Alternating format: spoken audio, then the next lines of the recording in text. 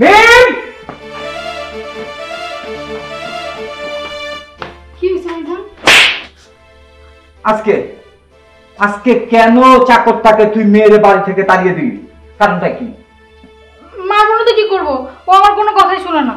আর আমার তোর কাছে একটাই প্রশ্ন, তোর কোন কথার কারণে ও তোর কথা শোনে না সেটা তুই আমাকে বলবি। কেন তুই ওকে ওই কথার কারণে বারবার তুই ওকে মারবি? বল, কোন কথার কারণে তুই ওকে মারবি? আর কোন কথা ও শোনে না? ভাইজান ও আমার সব কথাই শুনে, ও খালি আমার একটা কথা শোনে না, আমি ওরে ভালোবাসি, ও সেটা মানতে চায় না। হোয়াট? না যা, তোর মতো অহংকারী চাকর আমার বাড়িতে দরকার নাই। তুই অন্য কোথাও কাজ খুঁজে নে, আর তোর এই চেহারাটা আমার দেখাবি না। আমার এই মুখ আর দেখাবো না। আমারও ইচ্ছে নাই আপনাকে বাড়িতে আর কাজ করার। হ্যাঁ, আপনার কথা শুনি না বলে, আপনি যে প্রস্তাব দেন সেই প্রস্তাব রাজি হয় না বলে আপনি যখন তখন আমার বাড়ি থেকে বের করে দিবেন, আর কোন যে দূর হয়ে যায়। দরকার নেই আপনার এই বড় লোকের বাড়ি কাজ করার। যা, চলে যাইতেছে। হ্যাঁ হ্যাঁ, যা যা, তোর মতো লোকের ভ্যান চালাই খাবে, রিক্সা চালাই খাইতে হবে। তোর আর চেহারা যদি বাড়িতে না দেখি।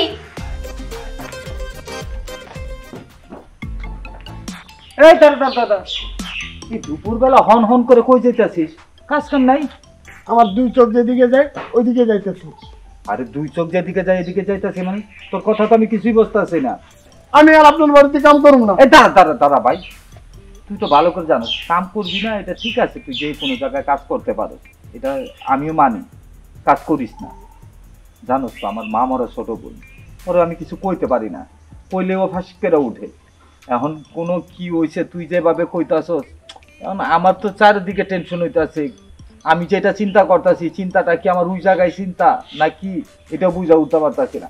তো ভাই তোর একটা কথা কইছি, কোনো জায়গায় এখনো ওয়াদা দিস না কথার, আমি ওর লগে কথা কয়ে তোর লগে কথা কম। আপনার মনে যা আসে সেটাই চিন্তা করেন, কি হইতেছে যদি এত জানার দরকার নেই। আমি কামলা মানুষ, আমার কামের অভাব হইব না। দুনিয়ার কত কাম আছে, আমি সব কাম করে খাইতে পারবো, কিন্তু আপনার বাড়িতে পড়ে থেকে এরকম মার খেয়ে আমি আর কাম করতে পারবো না। আমি গেলাম আর আমন আপনার বাড়ি।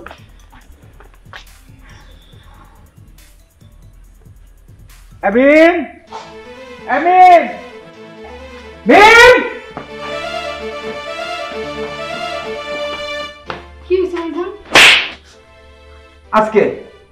আজকে কেন চাকরটাকে তুই মেয়ের বাড়ি থেকে তাড়িয়ে দিবি? কারণটা কি? মারবো না তো কি করবো? ও আমার কোনো কথাই শোনে না। আর আমার তোর কাছে একটাই প্রশ্ন, তোর কোন কথার কারণে ও তোর কথা শোনে না সেটা তুই আমাকে বলবি। কেন তুই ওকে ওই কথার কারণে বারবার তুই ওকে মারবি? বল, কোন কথার কারণে তুই ওকে মারবি? আর কোন কথা ও শোনে না? ভাইজান ও আমার সব কথাই শুনে, ও খালি আমার একটা কথা শোনে না, আমি ওরে ভালোবাসি, ও সেটা মানতে চায় না। হোয়াট? আমার বোন হয়ে এই অট্টালিকায় বাস করে তুই কিনা বাড়ির চাকরকে ভালোবাসিস? ছি, লজ্জা করে না তোর? আমি কোন মুখ দিয়ে মানুষকে বলবো যে আমার বোন আমার বাড়ির চাকরকে ভালোবাসে? কিভাবে আমি এটা মেনে নেব? কখনোই না, এটা কখনো মেনে নেওয়া যায় না, আমি মেনে নিতে পারবো না। ভাইজান আমি এটাও চিন্তা করছি যে একজন বড় লোকের সাথে একজন চাকরের কখনো ভালোবাসার মিল হয় না, কিন্তু আমি কি করব বলো? ও সরলতা সবসময় আমাকে টানে, আমি ওকে ভালোবেসে ফেলেছি, এখন তো আমি কিছু করতে পারবো না ভাইজান। তোর কিছু করার না থাকলেও আমার অনেক কিছু করার আছে। আয় ভাই, কই নিয়ে যেতে তো?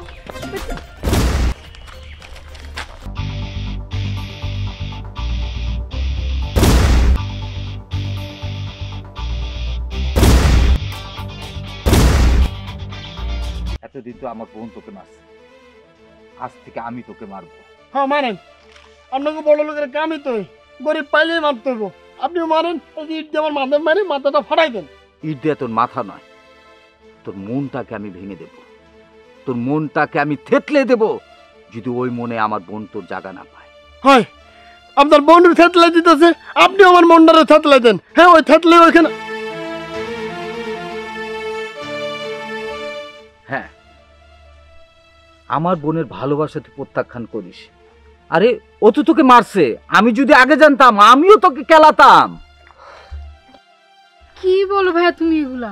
হ্যাঁ, আমি ঠিকই বলছি। ওর সরলতা শুধু তোর মন না, আমার এই মনটাকেও নরম করে দিয়েছে। ওর সততা আমাকে মুগ্ধ করেছে।